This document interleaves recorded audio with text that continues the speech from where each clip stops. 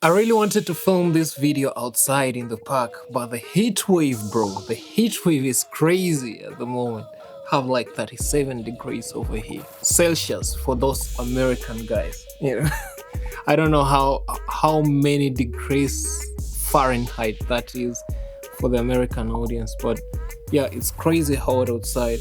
So in my previous video, I was talking about the Omnis Duo. Like, the comment section got super heated because there were people who were actually agreeing with what I was saying about the Omnis Duo, and there were those who were disagreeing with me like completely.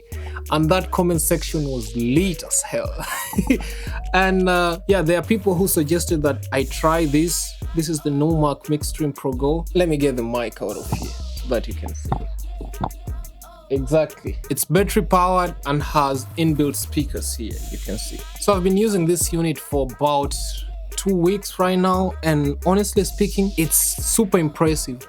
Compared to the Omnis Duo, just like I said in my previous video, that thing is extremely overpriced. Like, the comparison that I can give this to Omnis Duo, I'd say the Omnis Duo has better jog wheels, of course, just like I said in the video, and has better build quality, and that's just it, nothing else. Like, this one beats the Omnis Duo in every aspect, every other aspect apart from the two: better jog wheels and better build quality. But let's be honest, for a price of like 700 euros brand new, and I got this thing used for like 450 bucks, and remember, I got the Omnis Duo at 1500 euros, which is crazy if you come to think about it. And this has stems.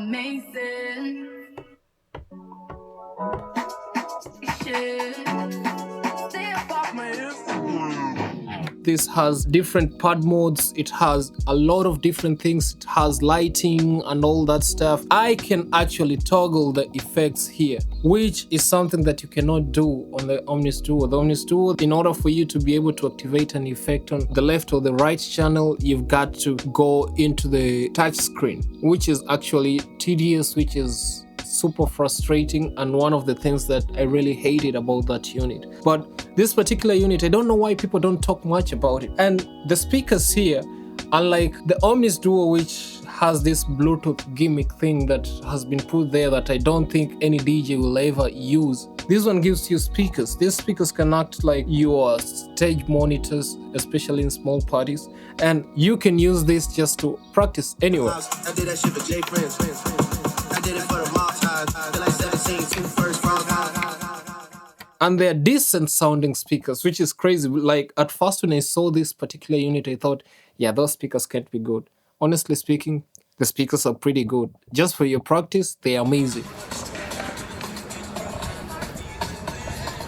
You don't need to plug in speakers. I've been using this thing everywhere, in the kitchen, in the bedroom, outside a little bit before the heat wave came in, and I can say it's impressive. The touchscreen is responsive. Engine DJ was kind of my deal breaker at the beginning. Then I realized Engine DJ can actually read Rekordbox playlists, so I was like, let me export my set list from Rekordbox and try it here, and it actually works. Like, I just put here an SD card and I'm good to go. Engine DJ just read everything perfectly. All the cue points were there, all my saved loops were there, like everything was flawless, which I found to be super convenient and super amazing.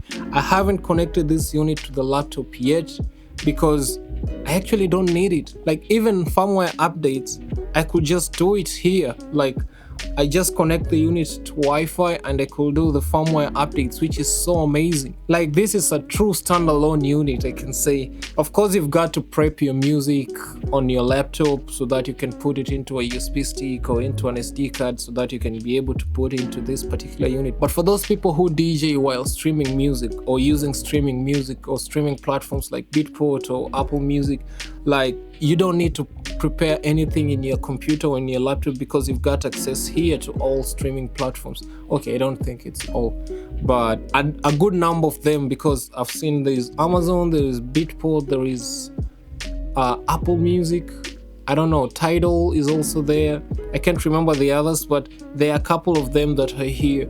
And for example, for me, Apple Music is my go-to whenever I have maybe a request, maybe I'm DJing in a wedding, something that I rarely do and I really don't enjoy doing. But if I'm DJing in a wedding or maybe corporate events, you know, like somebody can come to you and request a song. Maybe it's the bride wants a particular song, or the groom wants a particular song to be played, and I don't have that song in my particular SD card or USB stick, or maybe just don't have it in my setlist because it's not the type of music that I play. I can just get into Apple Music and get that particular song and play it, which I find to be super convenient when it comes to using streaming platforms. But I'm not a guy who will DJ using streaming platforms. I just don't find it to be fun. I like to own my music, so I put it in SD cards or in my hard drive. So whichever place you store your music, it's up to you. For me, I just put them in my internal storage in my laptop, and I have a backup in a hard drive. And so when I use this type of unit, which is a standalone unit, I just export my playlist into an SD card. I rarely use USB sticks because I don't like things popping up out like battery, so I just like SD cards going inside, so I don't have to worry about anything, and then I can just plug into such a particular unit. And you see, the good thing with this thing, like the battery life, I haven't really tested it that much because I think the longest I've played with this thing has been about 1.5 hours, and the battery power was still good. I think it was around somewhere in the 70% or lower 80s, I can't remember, but something like that. Like, I never had to worry about the battery power. And in the past 2 weeks, I think I've abused this particular unit because I've tested everything. It has stems. The stems are not the best sounding, but of course the best sounding stems, you'll find them in Algorithm DJ and Virtual DJ. You won't find them in Serato or Record Box or Engine DJ also. Like, they just don't sound good. But at least it has stems, because once in a while you might just be lucky and get that one song that has been processed or analyzed well by Engine DJ, and the stems are actually decent sounding. And as someone who does a lot of stem mixing and a lot of live mashups and remixes, like, that comes in handy. The only downside that I'd say is the 4 pads. Of course, you can access the other 4 by just clicking a button. Like, for example, the cue point, I can just click the cue point again, and then I get the other set of 4 performance pads, which is actually pretty cool. For the price, I don't see any flaws in this particular unit. Some people say, oh, it feels cheap because it's plastic. Of course it's cheap, what do you expect? But I don't feel like it feels cheap, in my opinion, because I have some bigger Pioneer DJ units that are plastic and they are super expensive, you know. Because if you're not using Rain, then you're bound to get a plastic feeling or a plastic built DJ controller or DJ unit. But for the price, you can't put this against Omnis Duo. Omnis Duo is weak, super weak. For all the things that you get here, the Omnis Duo is extremely weak compared to this particular DJ unit.